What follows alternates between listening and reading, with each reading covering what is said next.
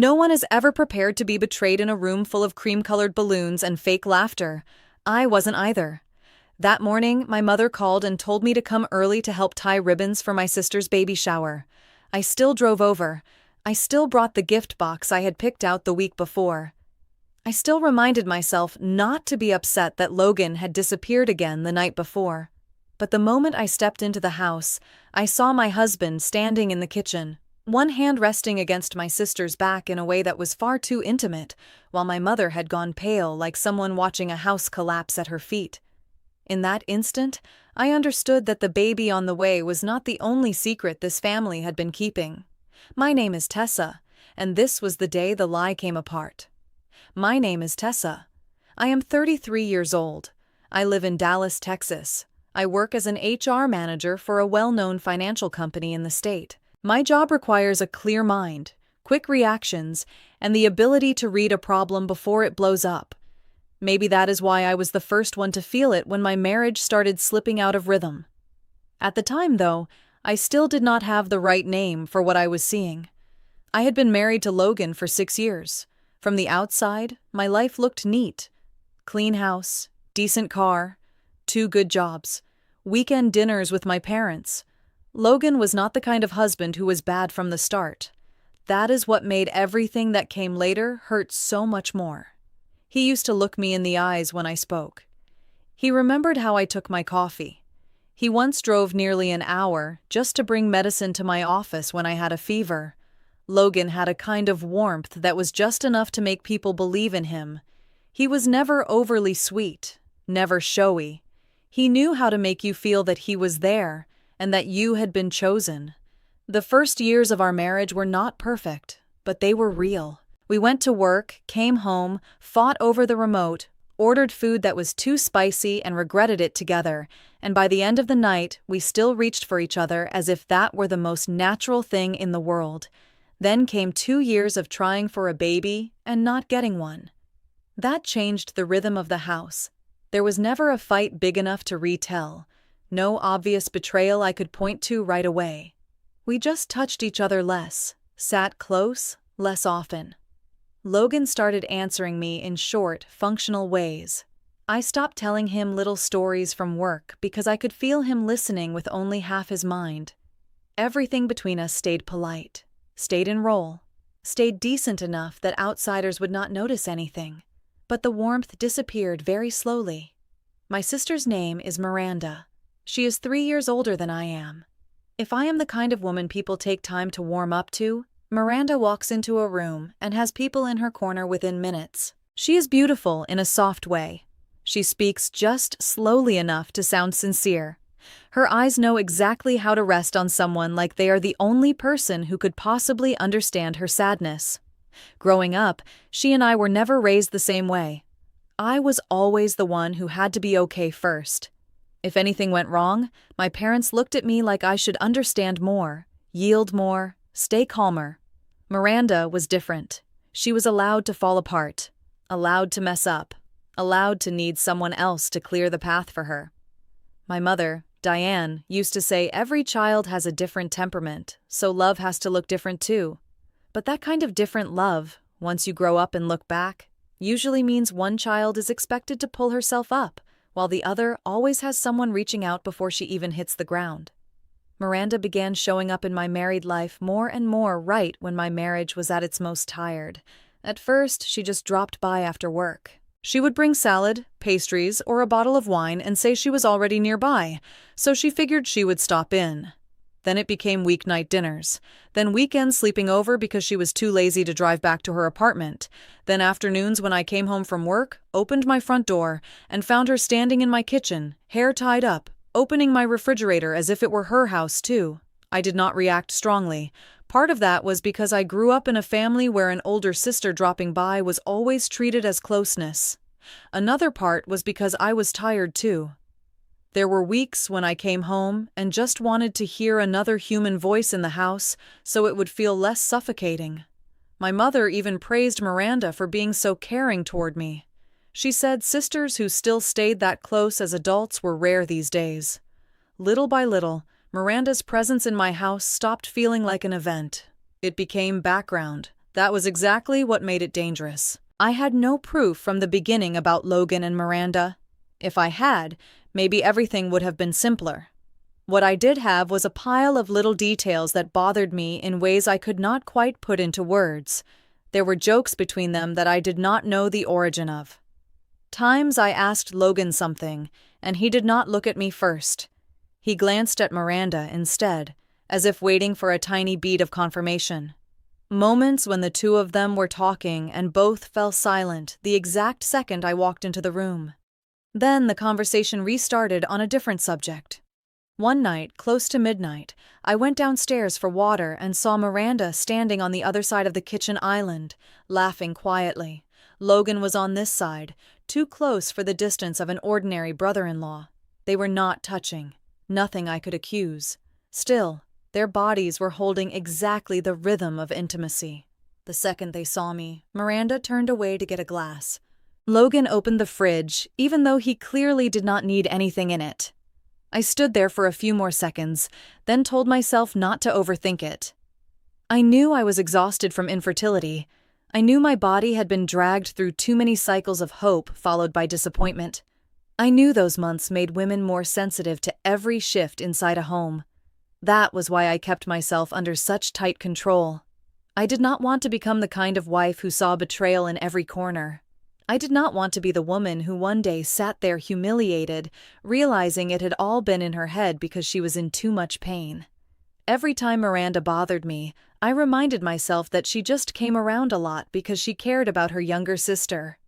Every time Logan felt slightly off, I told myself he was tired in his own way too. I did what a lot of women do when their instincts start speaking. I soothed myself back down. Not because I was naive. Because if I named what I was afraid of too early, the whole world I was living in would shift too violently. The first dinner that made me feel I could no longer keep watching things unfold the old way happened on a Sunday night. My parents were over. Diane brought roast chicken. Robert brought a bottle of red wine he was very proud of getting at a good price. Miranda was there too. She had arrived before I did, because the moment I walked in, I could already hear her voice in the kitchen. My house looked like a beautiful family photograph that evening. Logan stood by the sink slicing lemons. Miranda dried plates. Diane sat at the table telling us about a neighbor who had just changed cars. Nothing there was obvious. Then, in one very small moment, my mother turned to Miranda and said, almost absent-mindedly, "At least you have Logan helping you with so much." The whole table froze.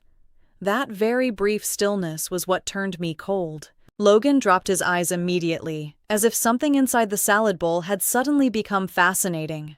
Miranda changed the subject with a question about the weather. Robert jumped in too quickly, asking whether my company had been busy lately. I looked at each of them, then back at my mother. Diane gave a strained little smile and kept serving food like nothing had happened. But I knew I had just seen something clear. My whole family had dodged one sentence in a way that only happens when people have practiced dodging it already. After that dinner, I started paying more attention to the family rhythm itself. What bothered me was no longer just Logan and Miranda. It was the feeling that my parents knew one layer of this story I was not allowed to touch. There were days when I got to my parents' house earlier than expected, and the laughter in the living room dropped too fast the second the door opened. There were times I asked Miranda what she had been so busy with lately, why she had been coming and going so much, and Diane cut in first to say adults have private lives. Robert always had a way of steering the conversation into something practical. The avoidance in my family was not dramatic. It was smooth, familiar. It made the person being pushed out of the rhythm unable to point at any one act and say, "There, that was the moment they started hiding things from me." Maybe that was what scared me most. Miranda's pregnancy announcement came on a Friday night, again around the dinner table. This time, we were at my parents' house. Diane had made the baked pasta my sister and I both loved as kids. I remember the smell of cheese in the oven, the sound of ice hitting the sides of a glass, and how I had decided I was going to let myself relax a little because I had just made it through a week that ended with layoffs at work. Everything felt normal until Miranda put her fork down and said she had something to tell us. She said she was pregnant. The room did not explode the way it would in a movie. It froze solid. I turned to look at her first, then at Logan. That order was instinctive. Miranda said she was not ready to talk about who the father was. Things were complicated. It was not the right time. Diane practically flew out of her chair to hug her. She said all that mattered was a healthy baby. Robert sat up straighter, cleared his throat, and told everyone not to pressure a pregnant woman. It all happened too fast enough that it felt rehearsed. That moment is still sharper in my mind than any line anyone said. Logan did not react like a man hearing unexpected news. He did not ask a follow-up. He did not look genuinely shocked. He did not even blurt out the kind of discomfort a normal person would. His face went white very quickly. So quickly I caught it before he could smooth it over. That was not the look of shock. It was the look of fear. The fear of someone seeing something he had hidden too long suddenly step out toward the edge. For a few seconds, I could not even hear the rest of the room clearly. I was just looking at my husband, feeling something cold move from my chest to my stomach. If the father of that baby had been some man outside the family, Logan would have had no reason to react like that. But he did.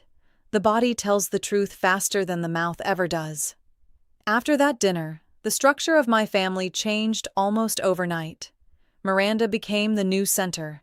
Diane called constantly, asking everything from what time she slept to what food she could keep down. Robert started driving her to appointments, even though he hated driving during traffic. Logan became absurdly attentive to his sister-in-law. He asked whether Miranda had eaten yet. He remembered her exact appointment dates. One day, I was sitting in the living room when I heard him tell her in the kitchen not to drink coffee that was too strong because first trimester caffeine could make sleep harder. I looked up at him, and a chill went running along my arms. I was his wife. I had lived with him for 6 years. I knew what he looked like when he was kind in an ordinary way and when his kindness carried responsibility inside it. What I was looking at was no longer simple concern. It was the behavior of a man quietly making sure something did not fall apart.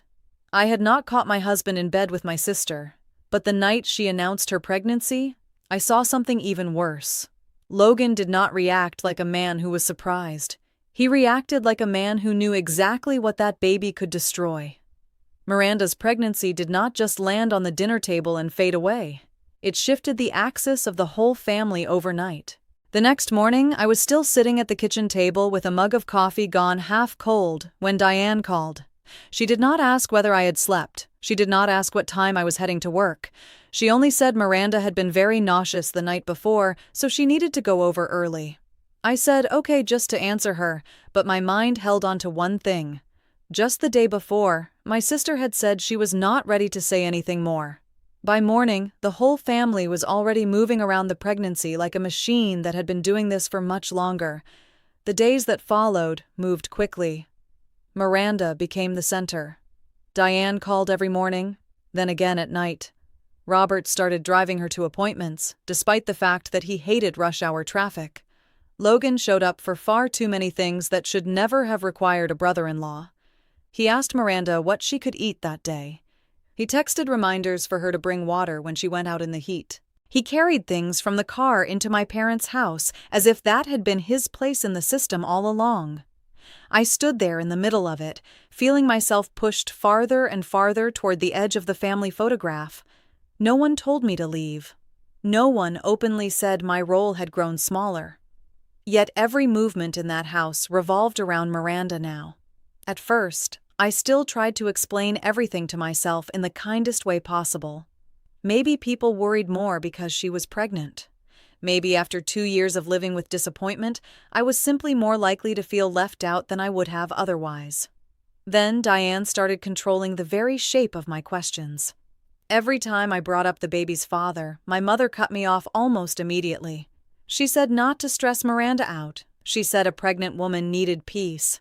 She said there were some things you did not push at a time like this. The way she repeated those lines did not sound like someone trying to soothe the situation. It sounded like someone building a fence. One evening, I showed up at my parents' house later than usual. Miranda was stretched out on the couch, her feet on a little ottoman, one arm wrapped around a pillow. Diane sat beside her slicing apples into thin pieces, Logan stood in the kitchen making something hot. The moment I walked in, he turned and told Miranda not to drink peppermint tea because the doctor had said her stomach was sensitive lately. I stopped just inside the door for a few seconds. It was not because what he said was medically wrong. It was because I had never told Logan anything about Miranda's stomach. I had never heard her mention it in front of me either.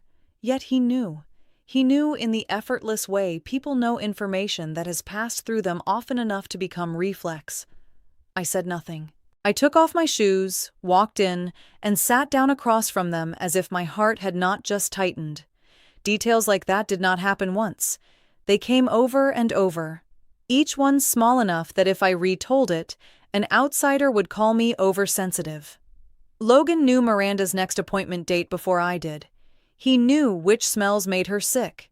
He knew which nights she could not sleep. He knew which cheese her doctor had said to avoid. One day, Diane asked Miranda whether she still planned to go to the beach with a friend that weekend, and Logan looked up from his phone and told her no. The doctor said not to sit in a car too long at this stage. The table paused for a beat, then Diane nodded as if that reminder were perfectly normal. I looked at my husband and felt a cold shiver move down my back. This was a man who had forgotten my follicle scan appointment the year before.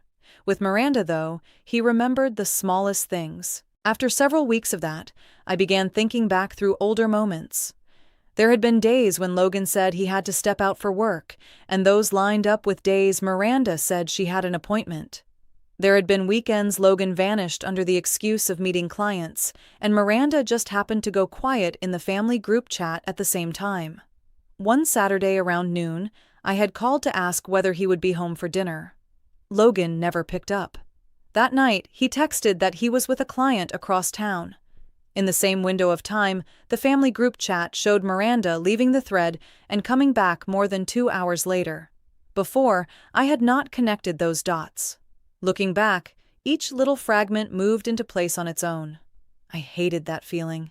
I hated sitting in my car in the office parking lot, reopening old calendars, old texts, missed calls, and watching my life turn into a pane of glass with cracks slowly appearing across it. The more I remembered, the more I understood this was not just jealousy. It was the sensation of being replaced on multiple levels at once. In my marriage, I had gone from being the woman Logan reached for with tenderness to the woman he spoke to only through logistics. In my family, I had gone from believing I belonged there to being the daughter who was always told to understand her sister.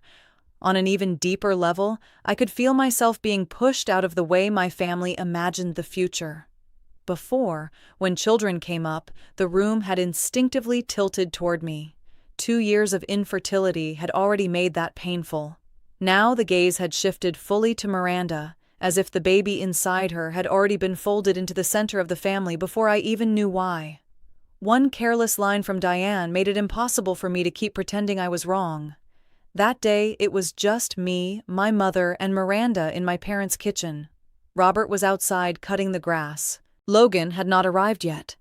Diane stood rinsing vegetables, talking casually about baby gear prices. Miranda sat at the table flipping through a small notebook full of things she still needed to buy. I asked, almost offhandedly, whether she had thought about getting extra help after the baby came. Without even turning around, Diane said, "At least this baby is bringing something good to the family." I froze with my hands in the sink. That was not the sort of line people use when they are simply happy about a future grandchild. It sounded like she had already taken that baby in on a much more intimate level. When she realized she had said too much, Diane coughed lightly and tried to correct it, saying all she meant was that it had been a long time since the family had good news. But there was no taking the first line back. That was the moment I stopped asking questions in the old way. Up until then, I had still asked like someone who hoped another person might soften and finally tell the truth. After my mother slipped, I understood that what I needed was no longer an answer. I needed to watch how they avoided one. The mental space inside me changed entirely. I was still in pain, but that pain no longer pushed me into attack. It made me alert. I began watching everyone the way I watch employees in difficult meetings. I was not listening only to what they said. I watched what they avoided. I watched when they cut in. I watched which line changed someone's tone. That was how the picture started becoming clearer. I tried talking to Logan privately on a Wednesday night. He came home late. I was sitting at the dining table with my laptop open in front of me, even though I had not really been reading anything. Logan walked in, dropped his keys in the tray, and asked why I was still up. I said I had waited for him. That one sentence was enough to make his shoulders stiffen. I asked, very calmly, whether he thought things in the family felt strange lately. Logan took off his watch, set it on the table, and said every family shifts when someone is pregnant. I nodded. Then I asked how strange things had to get before he thought maybe he should tell me the truth. Logan looked straight at me for the first time that night. There was no anger in his face. It was the look of a man who wanted this conversation dead as quickly as possible. He asked what exactly I was implying. I said I was not implying anything yet.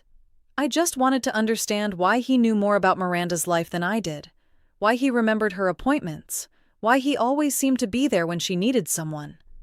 Logan leaned back and breathed out slowly, then told me I was letting exhaustion twist everything. He said I was not the center of every event happening in the family. That line hurt, though not because it was rude. It hurt because it was cold. I asked whether there was anything he needed to tell me. Logan said no. Then he added that Miranda was in a fragile stage and everyone was just trying not to make things worse. That was when I knew one thing for certain. Logan did not want me to understand. He wanted the conversation over. I looked at my husband for a long time that night. I remembered the man who had taken me out to eat after every infertility appointment, even when both of us were exhausted. The man who had held me in a hospital parking lot when I cried over bad test results. The distance between that person and the man sitting in front of me now felt almost impossible to bridge. Logan was no longer on my side in this story. I did not even need to know yet whether he had slept with Miranda. Just the fact that he was choosing not to tell the truth, choosing to protect that murky structure, was already betrayal. From then on, every step I took inside my family felt delayed, as if I were arriving in spaces that had already moved on without me. I went to my parents' house and everyone was on a different rhythm. I came home and Logan seemed to have just stepped out of a layer of life I was not invited into. Miranda kept being wrapped more tightly in care. Diane bought vitamins. Robert installed another safety rail in the bathroom. Logan researched the best infant car seats. No one had said who the baby's father was, yet my entire family was already living as if the baby were their shared project. I was the one standing at the edge, watching hands pass a secret around in front of me without ever letting me touch it. That feeling was not loud. It did not drive me into some jealous outburst. It made me quieter. Inside that quiet, I heard more than ever. I heard the way Diane cut in at exactly the right moment. I heard the way Robert stopped himself from looking at me too long when Logan and Miranda were in the same room. I heard Logan say my sister's name with a naturalness that should have reassured me, but only made my skin go cold. People like to think betrayal arrives like an explosion. For me, it felt more like a room being locked bit by bit. You are still inside it. The air changes first. By the time you realize what is happening, you are the last one who was told. There was one small detail that nearly made me drop the glass in my hand. I was at my parents' house on a Sunday afternoon. Miranda was lying on the couch, saying she felt tired. Diane was on the phone asking someone about stroller prices. Logan came in last, carrying 2 bags of food. No one had asked anything yet when he turned to Miranda and said the bakery was out of the cookies she liked, so he had gotten the lower butter ones instead. No one in that house knew Miranda liked those cookies. I knew only because she used to eat them all the time in college, then stopped. Logan knew anyway. He knew in the kind of way that only comes from trying, remembering, and trying again. I was holding a glass of water and could feel my palm go cold around it. You cannot explain that kind of attention away by calling it kindness. I no longer felt like I was waiting to be told the truth. I was beginning to see clearly that my whole family was leading me in circles around a truth they did not think I was strong enough to face. After my private talk with Logan, I stopped waiting for a confession. I moved on to something else. I started looking at everything the way I would look at a file someone had tried to blur. No more tears, no more tests, no more half-finished questions in the kitchen. I went to work as usual. I still went to my parents' house when I needed to. I did exactly what my job had trained me to do. Gather data, organize it by time, look for repetition, wait for the pattern to appear. I reopened old work calendars. I reopened the shared calendar Logan and I had not really used in months. I dug through older emails he had accidentally forwarded into our joint inbox. I went back through the statements for our shared credit card. I reopened the family group chat, the private chat between my sister and me, and the location-sharing app Logan had once connected with me. I did not do it in one obsessive burst. I did it piece by piece after work, late at night, in my car in the office parking lot, and while Logan was in the shower. The more I looked, the calmer I became. That was the most frightening sign of all. Once real suspicion arrives, pain can make a person cold instead of loud. At first, the days still looked disconnected. One Tuesday afternoon, Logan said he had to meet a client in Plano for 2 hours. That same afternoon, Miranda texted the family group chat that she was staying at a friend's place overnight because she had something in that area the next morning. On another Sunday evening, Diane texted me and said not to stop by the house because she was tired and wanted an early night. I answered okay. Then, 40 minutes later, Logan said he had to step out and take care of something for the coming week. Each piece on its own could have been harmless. Once I started placing them side by side inside the same week, they were no longer harmless. They had started breathing in the same rhythm. I pulled a small notebook from my desk drawer at home. I wrote each day at the top of the page. Under it, I listed what Logan said, what Miranda said, the moments Diane told me not to come by, the times Robert drove Miranda somewhere, the calls Logan ignored and returned late. I wrote all of it down. Then I moved backward 3 months at a time. The farther I went, the more often the overlaps appeared. Before, I could have looked at one odd detail and let it go. Once those details had started moving into place, I no longer had the right to call them coincidence. I also began paying attention to money. Not because I was greedy, because money is usually truer than speech. Logan had always been careful about shared expenses. He hated messy statements. He was not the kind of man who mindlessly swiped his card. That was why the strange transactions stood out so brightly once I saw them. At first, it was a small charge from a women's clinic in North Dallas. The amount was not large. The payment description was vague enough that someone less attentive would have skimmed right past it. I even told myself maybe it was some consultation of mine from a long time ago that I had forgotten. Then another one appeared 2 weeks later. Then a pharmacy purchase near my parents' house. All of them fell on days Miranda had gone silent or claimed she felt sick. I still did not jump to a conclusion. I called the bank and asked for detailed records on a few of the transactions. The woman on the line was polite. She said she could email me the full PDF within 24 hours. I waited for it the way people wait for test results. When it came in, my hands went cold. One payment was an examination fee at an obstetrics clinic. Another was for prescription medication. One was a deposit for a prenatal appointment. The patient's name did not appear on the statement. The date, the address, and the payment pattern were enough to take away any right I had left to play innocent. Logan had paid at least part of the costs connected to Miranda's pregnancy. He had hidden it carefully. Not regularly, not in large amounts. Still not clean enough. Even then, I did not blow up. I used to think that if I ever learned my husband had betrayed me, I would lose it immediately. Once the evidence started appearing, that explosion never came. I just felt everything inside me tighten. The pain did not disappear. It changed shape. It became a form of energy that was focused, cold, and extremely useful for seeing clearly. I think part of me understood that if I exploded too early, the whole family would only need one sentence to label me. Too jealous, too hurt, too emotional, too paranoid. I refused to become the out-of-control wife in the story they had already begun writing. The next piece of evidence did not come from the bank. It came on a perfectly ordinary morning. My first meeting had been pushed back, so I was leaving for work later than usual. Logan had forgotten his wallet in the car, so he handed me the keys and asked me to grab it for him. I walked into the garage, opened the driver's side door, and bent to look under the seat. It was not there. When I pulled the seat back one notch, a small paper bag slid out from the gap between the passenger seat and the console. I picked it up. Inside was a cream-colored baby blanket and a stuffed rabbit. Both were brand new. The ribbon was still tied around them. What made me go still was not just the fact that Logan had baby items in his car. It was the color, the texture, the pattern. A year earlier, walking past the baby section in a mall, I had pointed to things in that exact style and said that if we ever had a child, I would choose creams and muted blue-grays because they felt softer than bright pink. Logan remembered.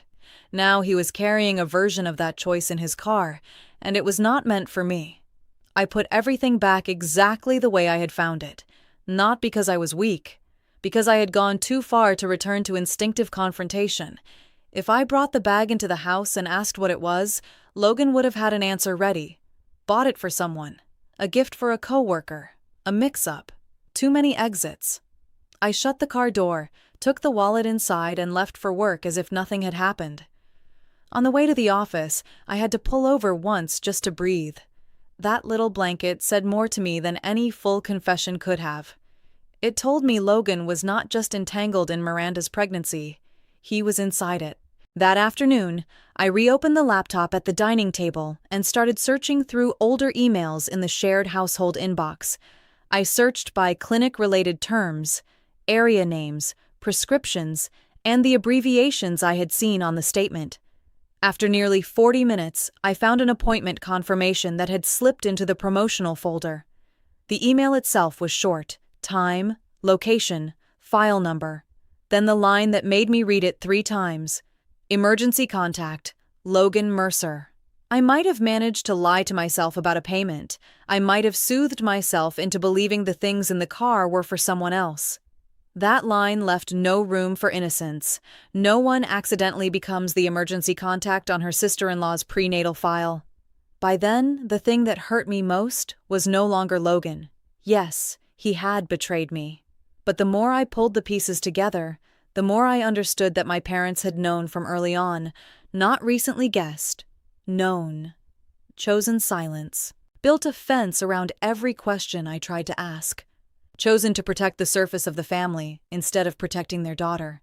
I kept thinking about the way Diane cut me off, the way Robert redirected conversations, the way the two of them moved too quickly every time truth approached someone's mouth. That was not accidental reflex. It was a habit built through repetition until it became smooth. I also remembered little details that had once felt odd, but that I had forced myself to forget. The time Diane told me not to come over because Miranda needed rest. The time Robert casually asked Logan whether he had eaten yet, in a tone too familiar. The calls from my mother checking where I was and when I would be home, as though she needed my location more than she cared about me. Once I set those beside everything else, I saw something humiliating enough to ache. All that time, while I had been blaming myself for infertility, for suspicion, for reading too much into things, my own family had been arranging themselves around me to shield their lie. I had already reached the point where there was no going back through some soft conversation. Still, I did not erupt. I knew that if I did it too early, they would drag everything into fog. Diane would cry. Robert would insist the matter needed privacy. Logan would say I was too emotional. Miranda would hold her stomach and look at me like I was the one being cruel. They would turn me into the problem simply because I was the only person who had not agreed to their script yet. I was not going to give them that chance. I wanted the truth to rise in a place where they could not force it back down. That was when Diane started talking more about Miranda's baby shower. She wanted it beautiful. Soft colors, minimalist cake.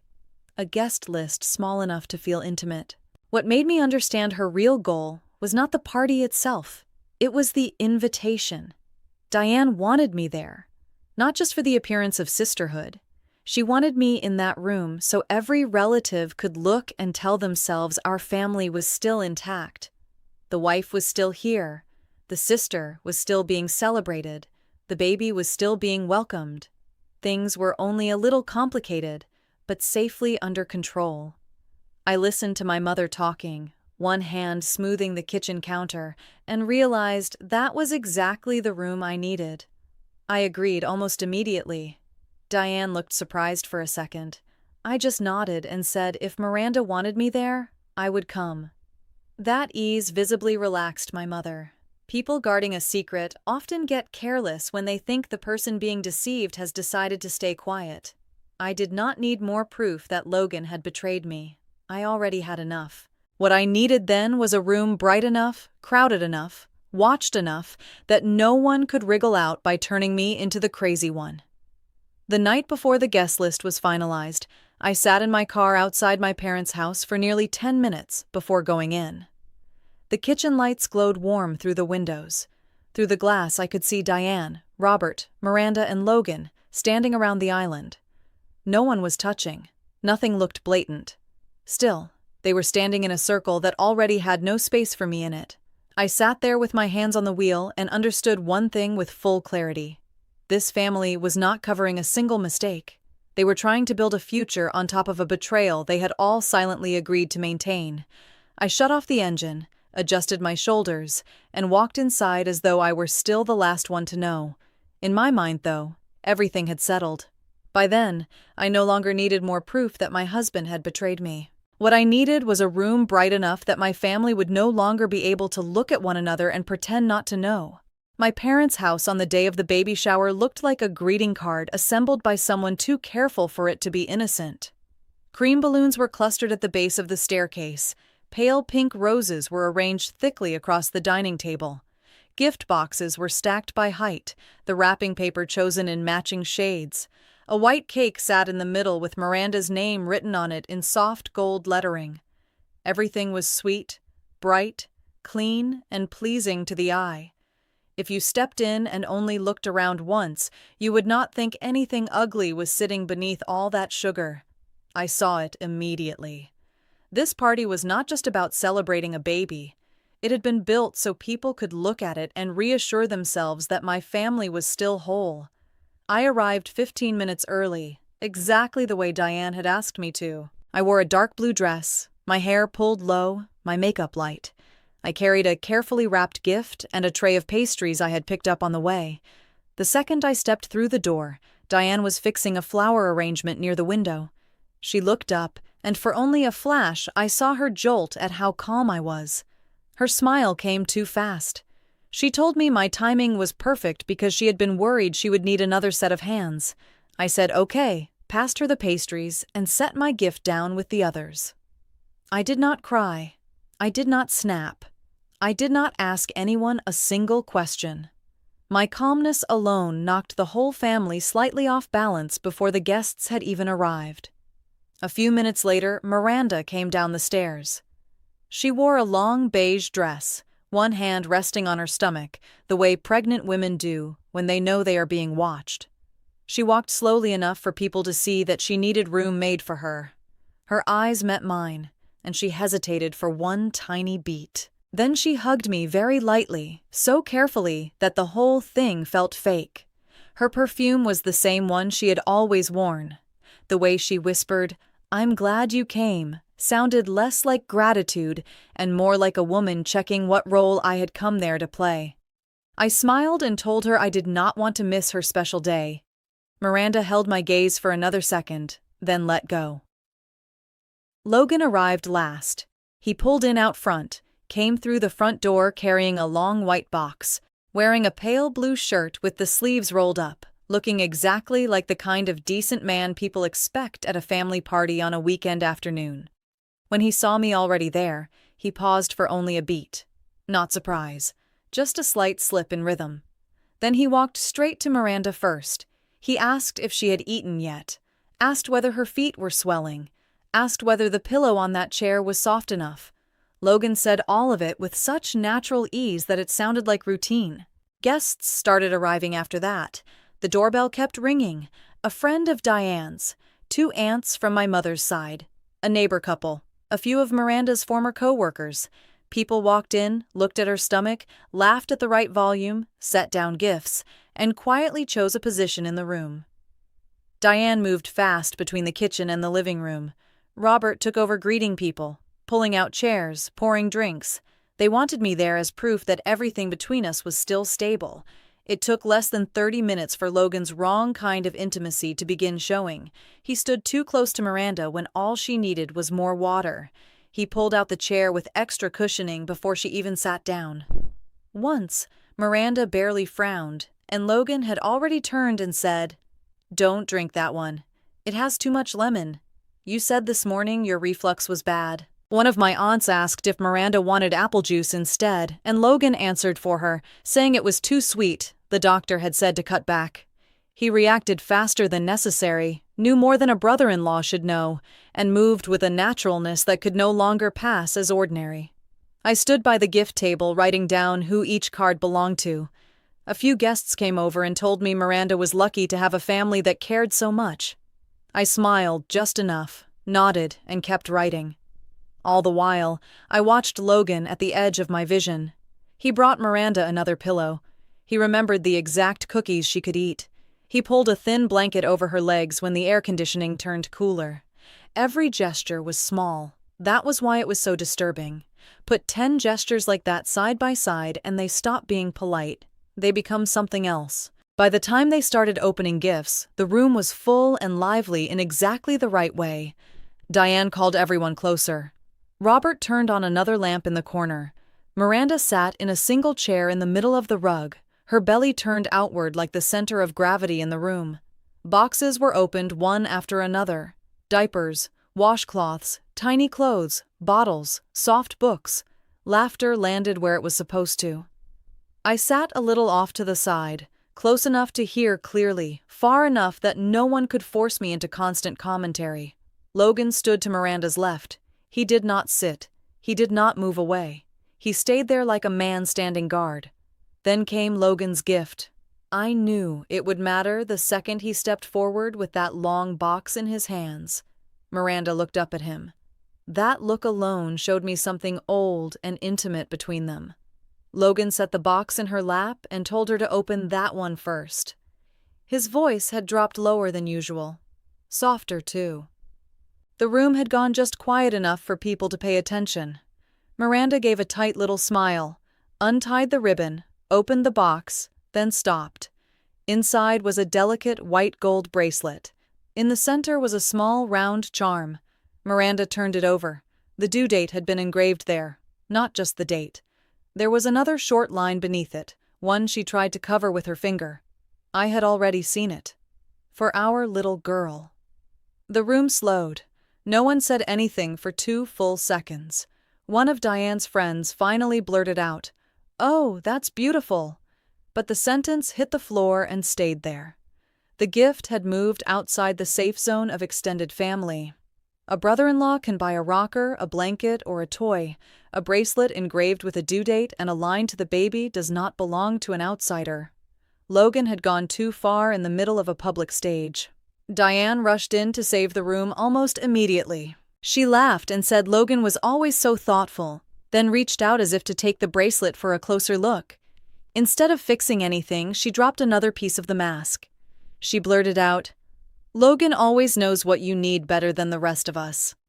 The room froze again. This time longer, because that was no longer a generic compliment. It was confirmation. Robert cleared his throat. Miranda's friend stopped smiling. Logan went completely still for 1 beat. Miranda gripped the bracelet so tightly I saw the tendons in her hand stand out. I knew that was the moment. Not later. Not in private. Not after the guests were gone and the family could lock me back inside 4 walls and call me emotional. I set my cup down. I did not jump to my feet. I did not need a speech. I only asked, loud enough for the room to hear, "Why is my husband listed as Miranda's emergency contact on her prenatal file?" I did not shout. That was exactly why the question landed harder. Miranda went pale first. Logan stiffened. Diane said my name in a warning voice that barely rose above a whisper. Robert jumped in right away, saying this was not the time. I looked at my father, then asked him when the time would be. After the whole family had spent enough months feeding the lie. No one screamed. No one slammed anything. The silence itself sharpened the whole room. Guests started looking at one another. Diane took 2 steps toward me and said she would explain later.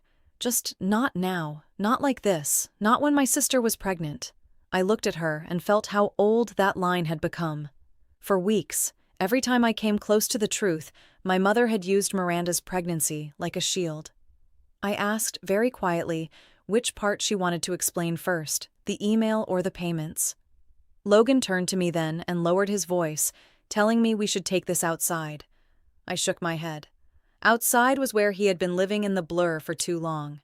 In this room, in front of every person sitting there, the truth had a chance to keep its shape. I did not throw papers onto the table. I simply pulled out my phone, opened the screenshot of the appointment confirmation, and laid it beside the gift box. I said I was not asking because I was jealous. I was asking because Logan was listed as the emergency contact on my sister's prenatal appointment. I was asking because he had paid some of the pregnancy-related costs. I was asking because the days he said he had work were the same days Miranda disappeared. I was asking because my parents had always told me to stay quiet exactly when I got close to the answer. I set down each piece cleanly, clearly, without apology. Miranda started crying then, but her crying did not pull everyone toward her the way it usually did. She said things were not as simple as I thought. I asked how much simpler she wanted them to be when my husband was choosing gifts for her baby like a father. Logan snapped my name for the first time that afternoon. He still had no answer to go with it. Robert made one more effort to drag things back into order. He said there were guests here. He said this was not the place. I looked around the room and told him this was exactly the place. They had used this baby shower to legitimize the pregnancy, legitimize Miranda, legitimize Logan's place around her. They wanted me sitting there, smiling, cutting cake, helping everyone believe the family was still normal. If I stayed silent, the lie would get pretty pictures, sweet cake, balloons, and a whole afternoon to look real. I was not going to hand them that. No one left immediately. But everyone understood that this was no longer a baby shower. It was the moment a family was being forced to look at itself without a costume on. Diane kept turning from Miranda to Logan to me. Her eyes held something between fear and anger. Maybe for the first time in weeks, my mother realized all her delaying tactics had stopped working.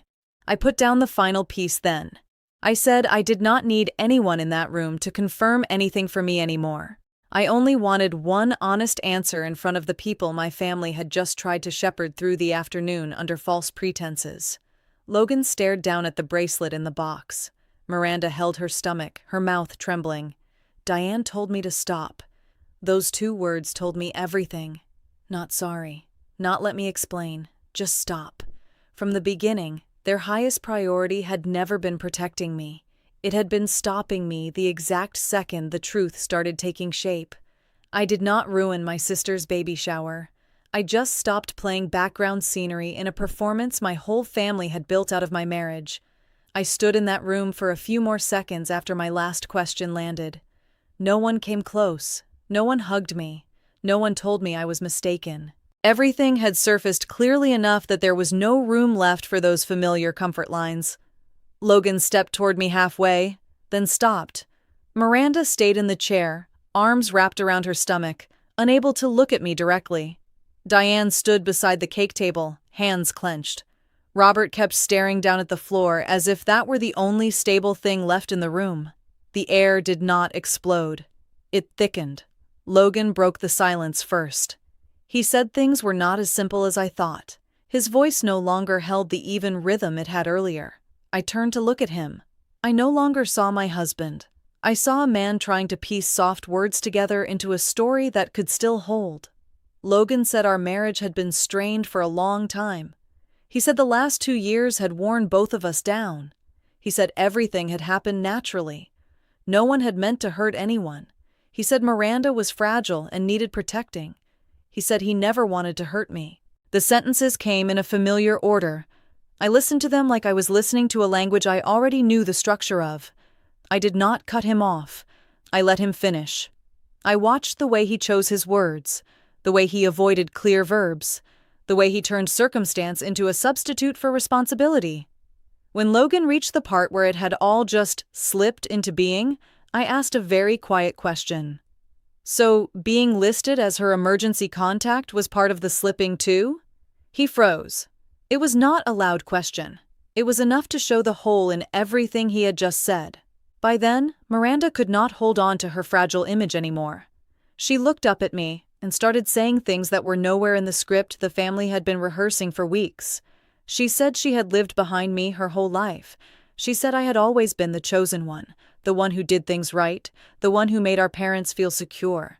She said she had always had to be soft to be loved, weak to be kept. She said she was tired of standing behind the way people looked at me as the standard. Her words were not polished, but they were real in a raw way. I stood there and let her keep going. For the first time, Miranda was saying something that had been living inside her longer than the baby in her stomach. She said Logan understood her in a way I never had. She said he saw her when she did not have to pretend to be good.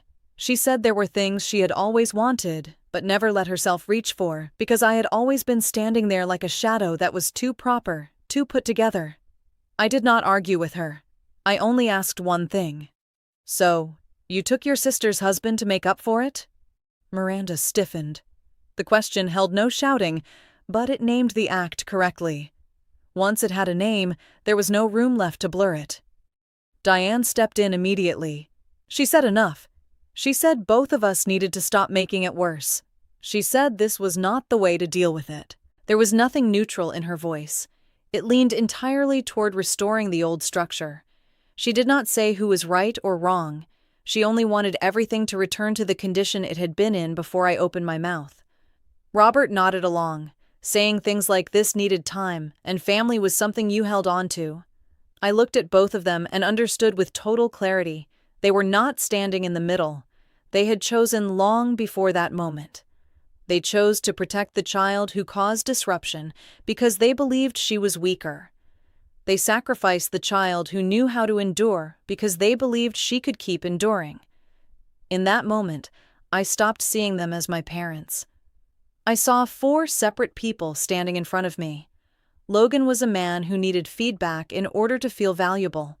Miranda was a woman who chose to take whatever was closest instead of building anything of her own. Diane and Robert were 2 people willing to preserve a calm surface by loading the weight onto whoever could carry the most. When I saw them that way, something odd happened. My pain did not disappear. It no longer controlled me the way it had before. It stepped aside. What remained was the certainty that my next decision did not need to be tied to keeping any of them. Logan tried once more. He said we should talk privately. He said there was no need to make a scene in front of everyone. I shook my head.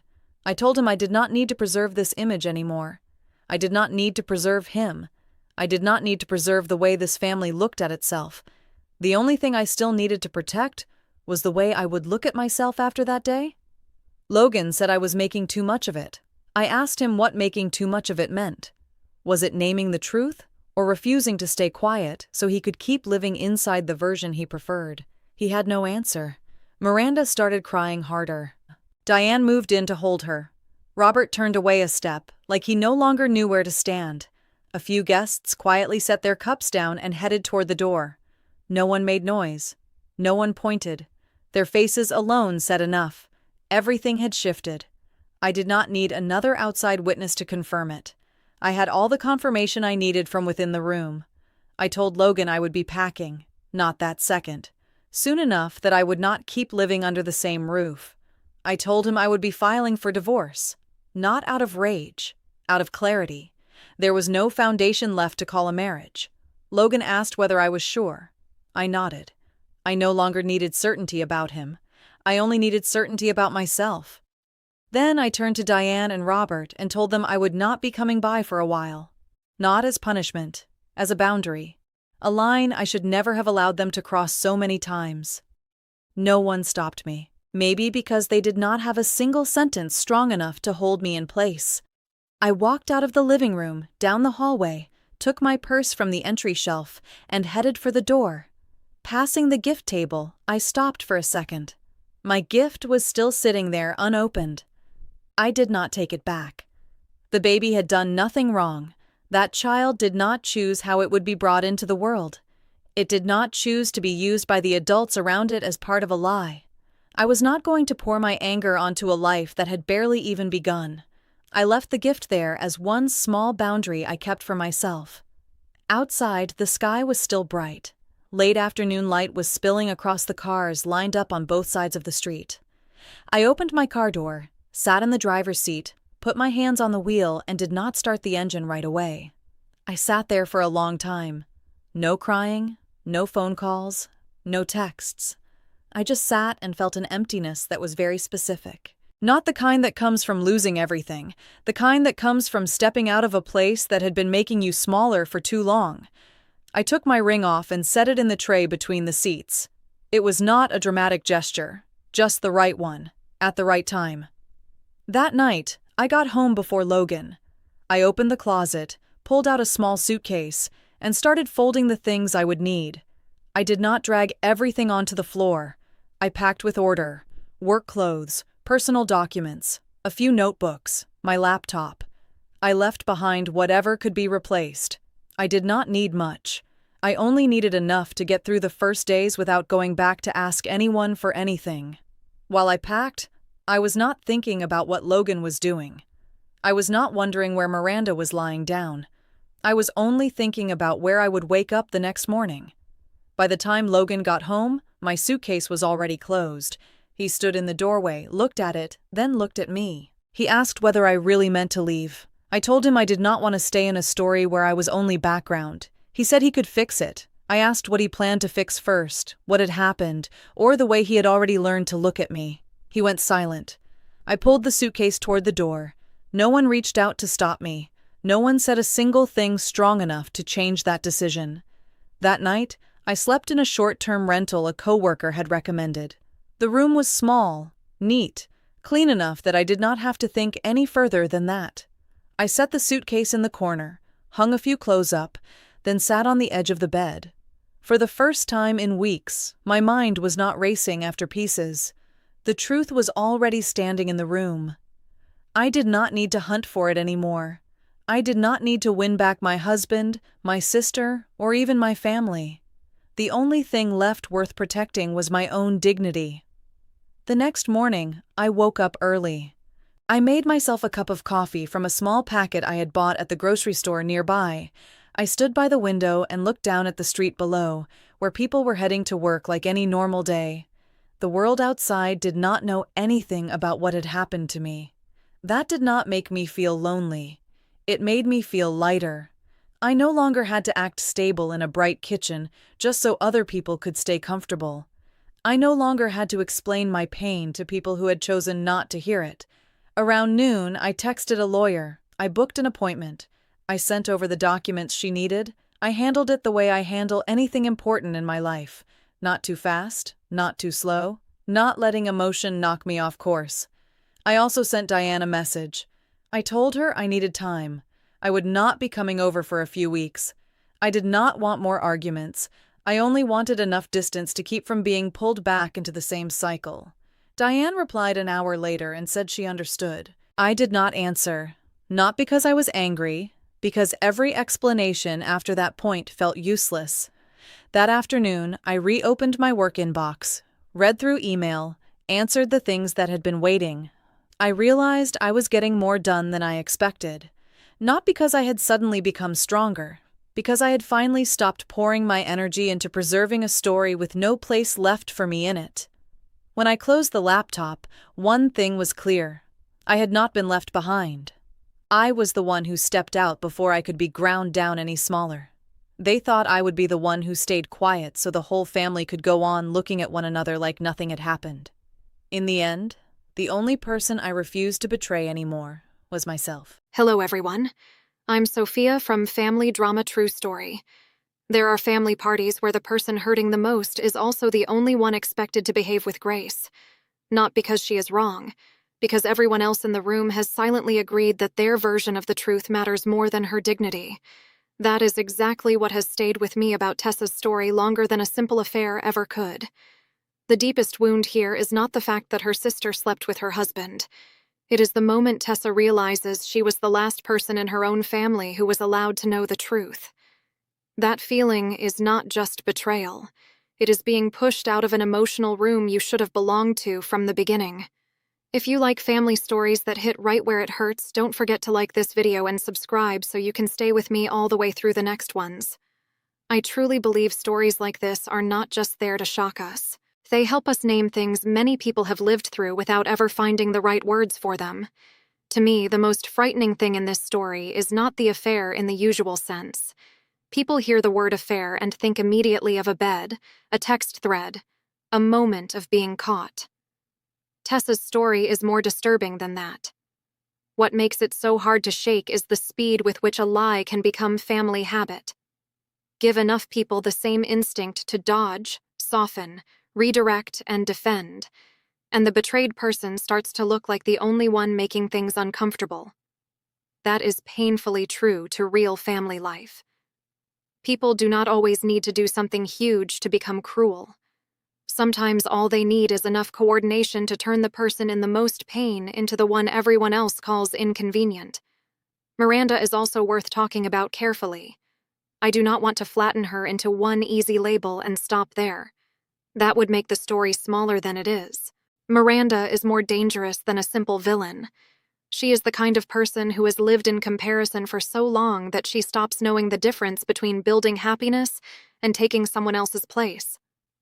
Some people do not truly want a life of their own. They want to step into the exact spot where someone else is standing because that gives them the fastest feeling of winning. I do not think Miranda only wanted Logan. I think she wanted the feeling of taking something that belonged to Tessa in the place where it would hurt most. That kind of victory is always empty. It never heals an old insecurity. It only buries a person deeper inside it. As for Logan, he is not the kind of man who betrays because of some overwhelming grand love. What I see in him is a man searching for a place where his ego can breathe more easily. Next to Tessa, he had to live beside exhaustion, waiting, disappointment, the slow wear of a marriage damaged by infertility. Next to Miranda, he was looked at differently, needed differently, lifted up, allowed to feel like the center of an emotional story again. A lot of men in real life do this. They are not searching for true love. They are searching for the place where they feel lighter, more admired, less directly seen in their weakness. Still, the deepest layer of betrayal in this case, at least for me, is Diane and Robert. A husband can betray you. A sister can envy you.